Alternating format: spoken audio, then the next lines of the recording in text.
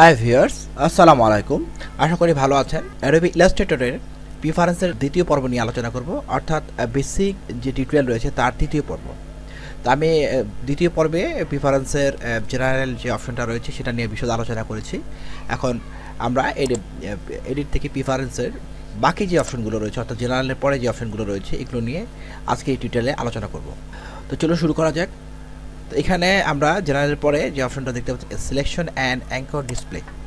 Selection and anchor ডিসপ্লের অধীনে যে সিলেকশন এবং anchor point and handle display দুইটা অপশন দেখতে পাচ্ছি। তো এখানে এই চেক অপশনগুলোকে আপনারা জানেন, চেক দেওয়া যেগুলো, সেগুলো চেক দেওয়া থাকলে সেগুলো কাজ করবে ডকুমেন্টে কাজ করার সময়, আর যেগুলো আনচেক সেগুলো কাজ করবে না। তো এখানে সিলেকশন অ্যান্ড অ্যাঙ্কর ডিসপ্লের যে অপশনগুলো ডিফল্ট অবস্থায় আসছে, এগুলো খুব একটা চেঞ্জের প্রয়োজন হয় না।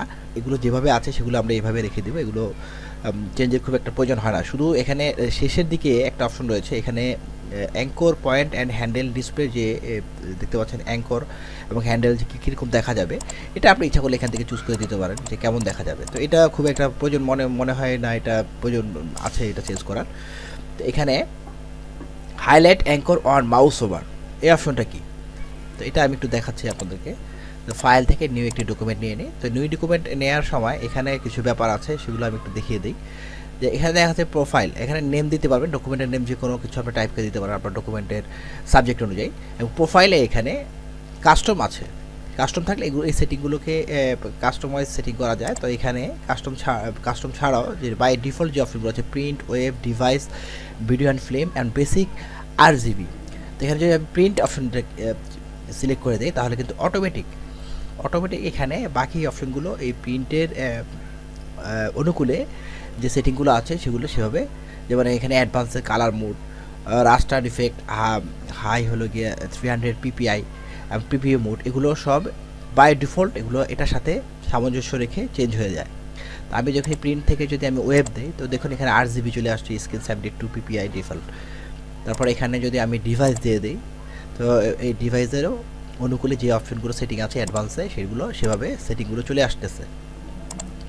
তো এছাড়াও কাস্টম অপশনটা রাখা হয়েছে যে আপনার ডিজাইনের ধরন অনুযায়ী আপনি কাস্টমভাবে সেটিংগুলো করবেন। তাই তো এখানে বিলিড অপশনও দেওয়া আছে। বিলিড মানে আপনার প্রিন্টের কাজ করার সময় সেফ এরিয়া রাখার জন্য বিলিড অপশনগুলো কাজে লাগে।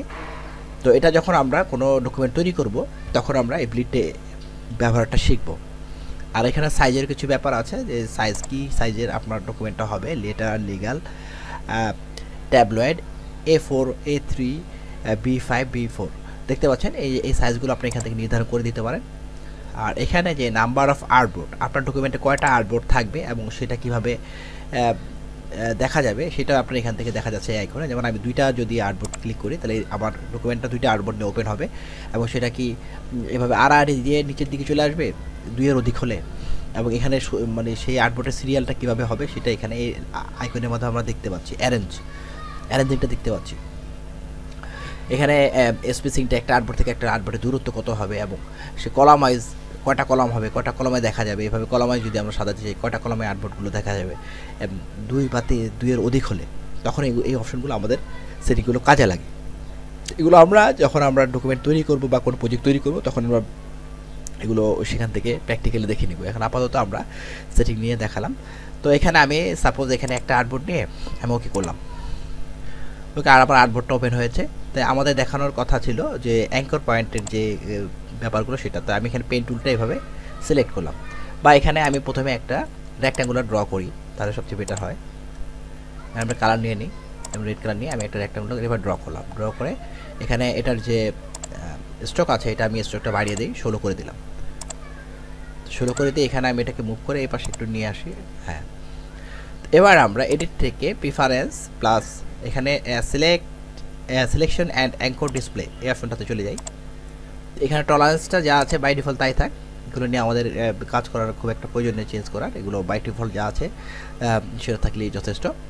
এখানে যে অ্যাঙ্কর পয়েন্টগুলো আপনি দেখতে পাচ্ছেন, যে এখানে ক্লিক করি, এখানে ক্লিক করে অ্যাঙ্কর পয়েন্ট, আমরা এখানে ক্লিক করলে অ্যাঙ্কর পয়েন্টগুলো কেমন দেখা যাবে। এই অ্যাঙ্কর পয়েন্টগুলোর আমি ভিজিবিলিটি, হ্যান্ডেলস এবং অ্যাঙ্কর পয়েন্টের ভিজিবিলিটি চেঞ্জ করতে পারি, এখানে কেমন দেখা যাবে।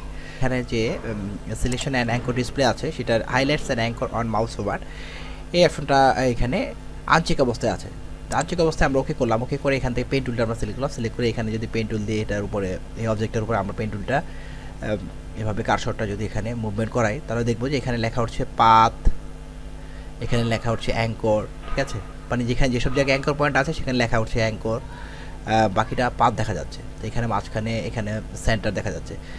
তো এখন আমি আবার কন্ট্রোল কে প্রেস করে প্রিফারেন্স উইন্ডোটা ওপেন করলাম, ওপেন করে এখানে সিলেকশন অ্যান্ড অ্যাঙ্কর ডিসপ্লে এই অপশনটা অ্যাক্টিভ করে হাইলাইট অ্যাঙ্করস অন মাউস ওভার, অর্থাৎ মাউসটা যখন অ্যাঙ্কর উপরে নিব তখন সেটা হাইলাইট হবে। তো আমি এটা চেক দিয়ে আমি যখন ওকে করলাম, ওকে করে দেওয়ার পরে এখন যদি আমি এই পেন টুলটা এইভাবে নেই, তো দেখুন আমার যে অ্যাঙ্কর পয়েন্ট আছে সেটা হাইলাইট হচ্ছে, দেখা যাচ্ছে কোথায় কোথায় অ্যাঙ্কর পয়েন্ট আছে, এই যে যে অ্যাঙ্কর, কিন্তু এখন অ্যাঙ্করের ছবিটাও দেখা যাচ্ছে, দেখুন শো করছে। তো এটা এখান থেকে কন্ট্রোল কে প্রেস করে প্রিফারেন্স উইন্ডোর এখানে সিলেকশন অ্যান্ড অ্যাঙ্কর ডিসপ্লের যে অপশনের অধীনে যে হাইলাইট অ্যাঙ্করস অন মাউস ওভার, এটা চেক অবস্থা থাকলে আমরা এটা এভাবে শো করাতে পারবো। তো এখানে আরও কিছু ব্যাপার, show handle when multiple anchor are selected. তো মাল্টিপল অ্যাঙ্কর যখন সিলেক্ট করবেন তখন হ্যান্ডেল শো করবে, এই অপশনটা চেক অবস্থা থাকলে তাই কাজ করবে। তো এগুলো খুব একটা প্রয়োজন মনে হয় না আমাদের। তো এখানে enable rubber band for pen tool এবং কার্ভেচার টুল। তো এখানে লিখছে যে এনাবেল রাবার ব্যান্ড এনাবেল হবে পেন টুল এবং কার্ভেচার টুলে। তো এটা দুইটা চেক অবস্থায় আছে, চেক অবস্থায় রেখে আমি ওকে করলাম, ওকে করে দিয়ে আমি জাস্ট এটাকে আমি সিলেক্ট করে এটা ডিলিট করে দিলাম। জাস্ট আমি পেন টুলটা নিই, এখানে পেন টুল দিয়ে আমি জাস্ট এখানে আমি ড্রয়িং করি পেন টুল দিয়ে। এখানে ক্লিক করলাম, ক্লিক করে এখানে আবার ক্লিক করে জাস্ট মাউসের বাম বাটন চেপে ধরে ড্রাগ করলাম, ড্রাগ করার পরে এখানে এভাবে হেড চলে আসলো। আবার এখানে দেখলেন হেডটা আমি কোন দিকে আমি এটাকে নিব সেই পজিশনটা আমাকে দেখিয়ে দিচ্ছে এখানে পাতের মাধ্যমে। আবার ক্লিক করে আবার ড্রাগ করি, আবার এখানে মাথাটা এইভাবে দেখা যাচ্ছে এটা কোন দিকে নিব। তো আবার এখানে ক্লিক করে আবার ড্রাগ করি, এই যে আবার এখানে। এভাবে যে আমরা ড্রয়িংয়ের সুবিধাটা পাচ্ছি, এটা কেন পাচ্ছি?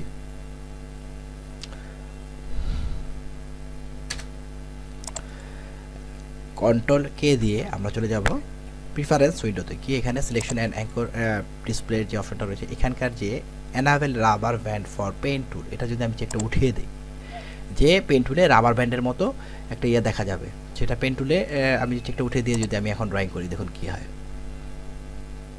আমি এটাকে ডিলিট করে দিচ্ছি, আবার পেন টুল চেক। তো এখন আমি ক্লিক করে আমি আবার এখানে আর ক্লিক করে যে ড্রাগ করি, দেখুন এখন আর ওই রাবার ব্যান্ডের মতো হেডটা আসছে না। আমি এখন কোন দিকে ড্রয়িং করব সেই অ্যাডভান্টেজটা আমরা এখান থেকে পাচ্ছি না। তো কন্ট্রোল কে দিয়ে আমি প্রিফারেন্স উইন্ডোটা ওপেন করে সিলেকশন অ্যান্ড অ্যাঙ্কর ডিসপ্লে এখান থেকে এনাবেল রাবার ব্যান্ড ফর এই সুযোগটা বা সুবিধাটা নেওয়ার জন্য আমাকে পেন টুলের এখানে চেক করে দিতে হবে। সেম কার্ভেচার টুলও সেম, এখানে যে কার্ভেচার টুল দেখতে পাচ্ছেন এটা কার্ভেচার টুল। তো কার্ভেচার টুল দিয়ে ড্রয়িং করার সময় সেম একই, এই যে আপনারা দেখতে পাচ্ছেন রাবার ব্যান্ডের মতো যে গোল হচ্ছে, মানে অতিরিক্ত যে ড্রয়িংটা করার পরে অতিরিক্ত যে একটা পাত দেখা যাচ্ছে, যে আমি কোন দিকে আমি পার্টটা নিব সেটা আগে থেকে আমাকে পূর্বে থেকে দেখিয়ে দিচ্ছে রাবার ব্যান্ডের মতো। এই অপশনটাই হলো আমরা প্রিফারেন্স থেকে এনাবেল রাবার ব্যান্ড ফর, ওই অপশনটা চেক করে দিলে আমরা এটা পাবো। কন্ট্রোল কে দিয়ে প্রিফারেন্স উইন্ডো নিয়ে আসি, নিয়ে selection and anchor display, just এই কার্ভেচার টুলের এই চেকটা যদি না থাকে তাহলে কিন্তু এই রাবার ব্যান্ডটা দেখা যাবে না, ঠিক আছে। তা আপনি পেন টুলে দেখিয়েছি, কার্ভেচার টুলে দেখিয়ে দিলাম। তো মোটামুটি এখানে মেইন যে সেটিং দুটো এইটা আর এই দুইটা সেটিং আমাদের বেশি প্রয়োজন। এখন আমরা টাইপ টুলে চলে যাব। টাইপ টুলে খুব একটা কাজ নেই, ডিফল্টে যা আছে তাই থাকবে।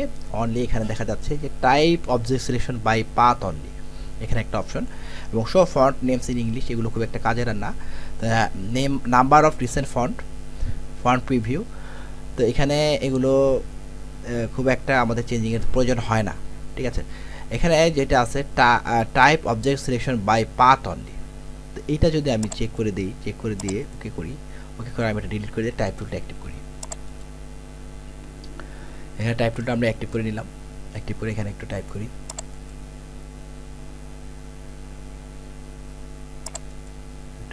বোর্ড একটা লেটার নেই এখান থেকে, আমাদের দেখতে সুবিধা হবে, এবং সাইজটা বাড়িয়ে নিই, 60 করে দিলাম। এখানে আমি সাপোজ টাইপ করলাম। এখন আমাদের যেখানে সিলেকশন টুল আছে সেটা যদি আমরা এখানে নিই, তো দেখুন লেখার উপরে নিলে কিছুই দেখা যাচ্ছে না, অনলি যখন আমি বেস লাইনে চলে আসছি তখন একটা নিচে লাইন দেখা যাচ্ছে, পাত দেখা যাচ্ছে, এবং আমার যে কার্সর আছে তার নিচে একটা চারকোনা বক্স দেখা যাচ্ছে, অর্থাৎ এখানে একটা অ্যাঙ্কর পয়েন্ট আছে। ঠিক আছে, তাই আমরা এখান থেকে এভাবে ক্লিক করলে কিন্তু সিলেক্ট হচ্ছে না, অথবা আমাকে এভাবে সিলেক্ট করতে হবে, তাহলে সিলেক্ট হচ্ছে। অথবা যেখানে অ্যাঙ্কর পয়েন্ট আছে সেখানে যে মাউস, এখানে যে কার্সরটা নিলে এখানে যে বেস লাইন দেখা যাচ্ছে এরকম শো করবে, এবং আমার কার্সরের নিচে একটা বিন্দু স্কোয়ার দেখা যাচ্ছে। এরকম অবস্থায় আমি এখানে ক্লিক করি তাহলে কিন্তু এটা সিলেক্ট হচ্ছে। তো এটা কন্ট্রোল কি প্রেস করে আমি প্রেফারেন্স উইন্ডোটা নিয়ে আসলাম, টাইপে চলে গেলাম, টাইপে গিয়ে select object selection by path only. তো এই যে অবজেক্টটাকে আমরা সিলেক্ট করছি, টাইপের যে অবজেক্টটাকে আমরা সিলেক্ট করছি অক্ষরগুলোকে, সেটা আমরা পাথকে সিলেক্ট করছি, যেখানে পাথ আছে সেখানে সিলেক্ট হচ্ছে। আর এখানে যদি আমরা চেকটা উঠিয়ে দিয়ে ওকে করি, ওকে করে দিয়ে যদি আমরা এখানে আবার পুনরায় সিলেকশন টুল দিয়ে এখানে সিলেক্ট করতে যাই, দেখুন আমি এখন লেখার যে কোনো অংশে নিলেই কিন্তু লেখার উপরে চলে গেলে কিন্তু আমার কার্সরের নিচে অ্যাঙ্কর পয়েন্ট দেখা যাচ্ছে। ঠিক আছে, আগে কিন্তু আমি এখানে যখন আমি কার্সর নিয়ে আসছি বা তখন কিন্তু দেখা যায়নি, এই যে আমার কার্সরের নিচে যে অ্যাঙ্কর পয়েন্টটা দেখা যায়নি, কিন্তু এখন দেখা যাচ্ছে। এখন পাথ অনলি নয়, এখন যে অবজেক্টকে আমরা যেখানে নেই সেটা যেখানে ক্লিক করি সেখানে সিলেক্ট করা যাবে।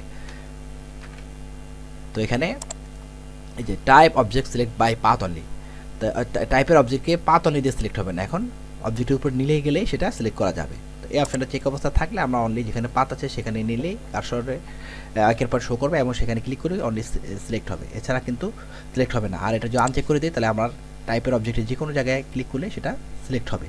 ঠিক আছে, তো মোটামুটি এটা এইটুকুই, এখানে আর তেমন কোনো সেটিংয়ের আমাদের চেঞ্জিংয়ের প্রয়োজন হয় না। তো এবার ইউনিটে চলে যায়, ইউনিটে গিয়ে এখানে জেনারেল পয়েন্টস আছে, পাইকা, ইঞ্চিস, মিলিমিটার, সেন্টিমিটার, পিক্সেল।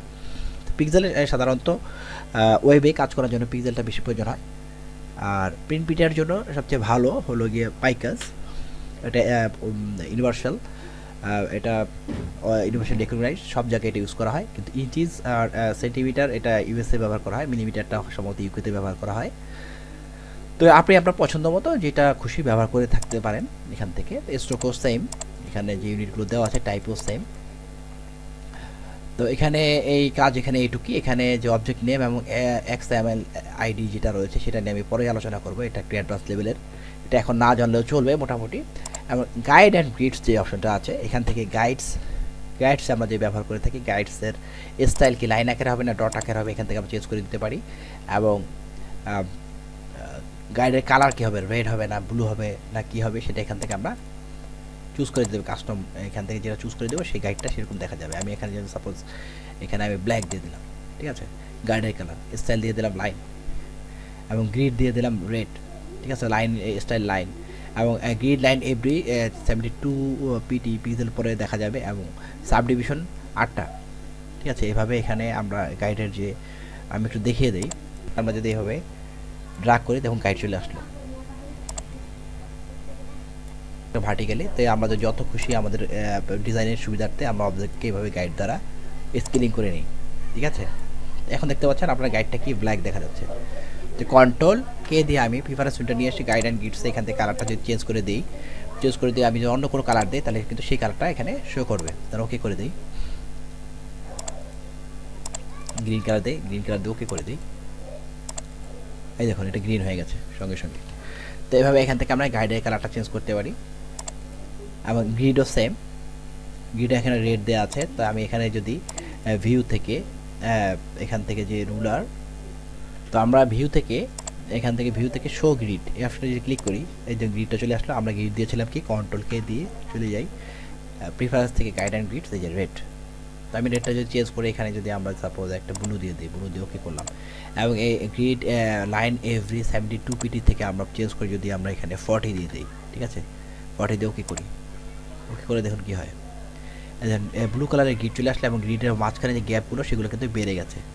এর কারণ কি? এর কারণ আমরা এখান থেকে সেটিংটা চেঞ্জ করে দিয়েছি। গ্রিড লাইন এভরি 40 পিটি, মানে 40 পিক্সেল পর একটা গ্রিড লাইন হবে, এবং সাব ডিভিশন থাকবে 8টা। ঠিক আছে, তার ভিতরে সাব ডিভিশন, এই যে ভিতরে সাব ডিভিশনগুলো এগুলো 8টা সাব ডিভিশন থাকবে। এইভাবে আমরা এখান থেকে সেটিংগুলো, এখানে সাব ডিভিশন যদি আমি কমিয়ে একটা করে দিই তাহলে কী হয় দেখুন, আরও এখান থেকে গ্রিডটা আরও হালকা হয়ে গেছে। তো এভাবে এখান থেকে আমরা গ্রিডের যে সেটিংগুলো আছে সেগুলো চেঞ্জ করে ফেলতে পারি। এবং হাইট গ্রিড দিলে গ্রিড হাইড হয়ে যাবে। বিভিন্ন ড্রয়িংয়ের ক্ষেত্রে আমাদের এই গ্রিডগুলো দরকার হয়। হাইট এখান থেকে আমরা যে আমাদের এখানে আমরা যে গাইড নিয়েছি এই গাইডও হাইড করে দিলাম।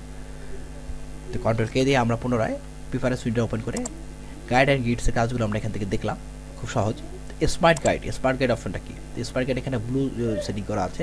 তো এর স্মার্ট গাইডের আন্ডারে এখানে কালার আমরা যদি এখান থেকে সাপোজ আমরা এখান থেকে আমরা পিঙ্ক কালারটা চুজ করে দিলাম, দিয়ে ওকে করলাম, ঠিক আছে। এবং alignment guides, anchor path and levels, object highlighting, measurement level, transform tools, spacing guide এবং কনস্ট্রাকশন গাইডস, 90 ডিগ্রি অ্যাঙ্গেল এবং বিভিন্ন অ্যাঙ্গেল এখানে আছে। এবং এখানে আমি প্রয়োজন মনে করলে বিভিন্ন অ্যাঙ্গেল এখানে সেট করে দিতে পারি। তো এই স্মার্ট গাইডের অ্যাঙ্গেলগুলো কি?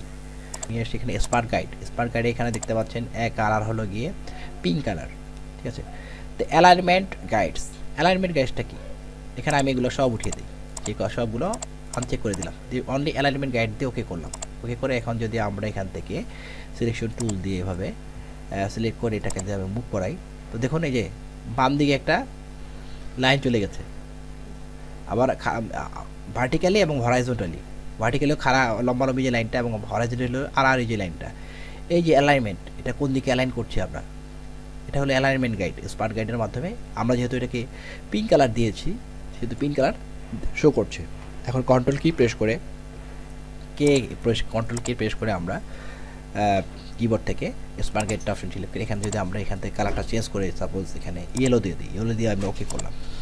ওকে করে আপনি অ্যালাইনমেন্ট গাইডটা কিন্তু এখন দেখা যাচ্ছে। আমরা যদি মুভ করাই কোনো অবজেক্টকে, তাহলে অনলি অ্যালাইনমেন্ট গাইডটা এই যে এখন কিন্তু ইয়েলো আপনারা দেখতে পাচ্ছেন, যে হরাইজন্টালি এবং ভার্টিক্যালি যে দুইটা লাইন এখন শো করছে সেটা কিন্তু ইয়েলো দেখা যাচ্ছে, কারণ আমরা এখান থেকে কন্ট্রোল কে কিবোর্ড থেকে প্রেস করে স্মার্ট গাইডসের কালারটা যখন এখান থেকে চেঞ্জ করে যেটা দেই সেটাই ওখানে শো করছে। তো অ্যালাইনমেন্ট গাইডটা আমরা দেখলাম কি, অ্যালাইনমেন্ট গাইডটা আমরা আনচেক করে অ্যাঙ্কর পাথ লেভেলস এটা আমরা ওকে করলাম। ওকে করে দিয়ে এই যে এখন আমি যদি এখানে কার্সর নেই, তাহলে দেখা যাচ্ছে পাথ লেখা এবং অ্যাঙ্কর লেখার লেভেল দেখা যাচ্ছে, অর্থাৎ লেখাগুলো উঠছে। তো এই লেখাগুলো কেন উঠছে? পাথ লেখা উঠছে, এখানে এটার নাম অ্যাঙ্কর লেখা উঠছে, হ্যাঁ, সেন্টার লেখা উঠছে। এই লেখাগুলো অনলি, এই যে লেভেলগুলো দেখা যাচ্ছে, এই লেভেলগুলো অনলি দেখা যাচ্ছে স্মার্ট গাইডসের যে অপশনটা আছে অ্যাঙ্কর পাথ লেভেল, সেটা চেক অবস্থায় থাকার কারণে। এটা যদি চেক না থাকে তাহলে কিন্তু দেখা যাবে না। আমি আনচেক করে দিয়ে দেখুন আর দেখা যাচ্ছে না লেখাটা। তাহলে আপনার যে কোনো অবজেক্টের কী পজিশনে কোথায় কী আছে সেটা আপনারা এইটা চেক করে দিলে কিন্তু এই অপশন দুটো দেখতে পাবেন। তো এটা আনচেক করে দিলাম। আমি একে একে সবগুলো দেখাচ্ছি। তো অবজেক্ট হাইলাইটিং এটা আমি চেক করে দিয়ে ওকে করলাম। ওকে করে দিয়ে এই যে অবজেক্টের উপর আমরা কার্সর নিলে যে দেখা যাচ্ছে পাথ, এটা হলো অবজেক্ট হাইলাইটিং, ঠিক আছে। তো আমরা যদি কন্ট্রোল কে প্রেস করে এটাকে যদি আনচেক করে দিই স্মার্ট গাইড থেকে, তাহলে কিন্তু সেটা আর দেখা যাবে না, সেই পার্টটা এখন আর দেখা যাচ্ছে না, অর্থাৎ অবজেক্টকে আর হাইলাইটিং করছে না। তাহলে অবজেক্ট হাইলাইটিংটা আপনারা বুঝতে পেরেছেন। এবার হলো কি মেজারমেন্ট লেভেল দিয়ে আমি ওকে করলাম। ওকে করে এখন যদি আমি এটাকে সিলেক্ট করি, এভাবে সিলেক্ট করে এটাকে যদি আমি এখন মুভ করাই, তো দেখুন যে মেজারমেন্টটা দেখা যাচ্ছে পাশে dx -39 pt dy -103 pt। এটা হলো মেজারমেন্ট লেভেলটা আমরা এখান থেকে শো করবে। যে কোনো অবজেক্টকে আমি এখান থেকে নিলে মেজারমেন্ট লেভেলটা আমাদের এখানে। তো এই গেল মেজারমেন্ট লেভেলের ব্যাপারটা। এখন কন্ট্রোল কে প্রেস করে কিবোর্ড থেকে আমরা স্মার্ট গাইডটা প্রেফারেন্স উইন্ডো থেকে অ্যাক্টিভ করলাম। অ্যাক্টিভ করে এটাকে আনচেক করে দিলাম। মেজারমেন্ট লেভেলটা আপনারা দেখতে পেয়েছেন। এবং ট্রান্সফর্ম টুলস যদি চেক অবস্থা থাকে তাহলে কী হবে? তো ট্রান্সফর্ম টুলটা আমরা চেক অবস্থায় দিলাম। চেক অবস্থা দিয়ে কতটুকু ট্রান্সফর্ম হচ্ছে দেখুন, সেটা কিন্তু আমরা দেখতে পাচ্ছি। হ্যাঁ, এটা আমি কতটুকু ছোট বড় করছি, কত পিটি, ওয়াইড এবং হাইট। সো ওয়াইড এবং হাইটটা আমরা এখান থেকে ট্রান্সফর্মের যে লেভেল, এখান থেকে লেভেলের মাধ্যমে পড়ে দেখতে পাচ্ছি। এই দেখুন আমি যদি ছোটো করি তাহলে ওয়াইড কতটুকু ছোটো হয়েছে, হাইট কতটুকু হয়েছে, সেই মেজারিংটা আমরা দেখতে পাচ্ছি এখান থেকে। এটা অবশ্যই এখান থেকেও দেখা যায়। তো যাই হোক, আমাদের প্রয়োজন মনে করলে আপনারা এটা অ্যাক্টিভ করে নিতে পারেন স্মার্ট গাইড থেকে। তো ট্রান্সফর্ম টুলসটা গেল। এখানে স্পেসিং গাইডটা কী জিনিস, এটা ওকে করলাম। স্পেসিং গাইডটা ওকে করে তাহলে জাস্ট আমরা এখান থেকে এটাকে মুভ করিয়ে পাশে নিয়ে আসতেছি। তারপর এটাকে নিয়ে আসছি, দেখুন যে ভার্টিক্যালি কিছু লাইন দেখা যাচ্ছে এবং আমরা এটাকে এখানে সেট করব। তো পাশাপাশি যে স্পেসিংটা আছে সেটা আমার এখান থেকে শো করছে, দেখুন দেখিয়ে দিচ্ছে মাঝখানে স্পেসিং কতটুকু আছে, ঠিক আছে। এই যে এই যে দেখুন, এই যে দেখুন স্পেসিংটা দেখিয়ে দিচ্ছে যে আমাদের গ্যাপ কতটুকু আছে, সেটা আমাদের স্মার্ট গাইডের মাধ্যমে আমাদেরকে দেখিয়ে দিচ্ছে। তো এটা অনলি তখনই দেখাবে যখন আমাদের সেটা চেক অবস্থা থাকবে। সেই অপশনটা কন্ট্রোল কে দিয়ে আমরা দেখিয়ে দিই স্মার্ট গাইডসের এখানে যে স্পেসিং গাইড, এই স্পেসিংটা যখন চেক অবস্থা থাকবে তখন আমাদের এটা দেখা যাবে, আনচেক অবস্থা দেখা যাবে না। কনস্ট্রাকশন গাইড হলে অ্যাঙ্গেল ওয়াইজ, এটা অ্যাঙ্গেল 90 ডিগ্রি এবং 30 ডিগ্রি বিভিন্ন রকম এখানে বাই ডিফল্ট কিছু অপশন রয়েছে। এছাড়াও আপনি এখানে টাইপ করে দিতে পারেন কত ডিগ্রি অ্যাঙ্গেলে এটা শো করবে, দেখা যাবে। তো এখানে আপনি যেটা টাইপ করে দেবেন সেটা এখানে শো করবে যে কত ডিগ্রি অ্যাঙ্গেল। তাই এখানে 0 ডিগ্রি অ্যাঙ্গেল, 45 ডিগ্রি, 90 ডিগ্রি, 135, আমি এখানে 160 দিই। তারপরে এখানে আরও দেওয়া যায় 190, আপনার ইচ্ছা মতো। দেখুন আমি যেটা দিচ্ছি এখানে কিন্তু সেটা শো করছে 180, এখানে শো করছে। দেন ওকে করে দিলে এখানে আমার যে অবজেক্টগুলো আছে, আমি এখানে যে রেক্ট্যাঙ্গুলার টুল আছে সেটা অ্যাক্টিভ করে এখানে যদি আমি আমার কার্সরটা এই যে এখানে আমি মাউসের যে আই বিমটা রয়েছে সেটা আমি এখান থেকে মুভ করাচ্ছি। দেখুন যে লাল রঙের যে লেখাটা দেখা যাচ্ছে এটা হলো 45 ডিগ্রি শো করছে।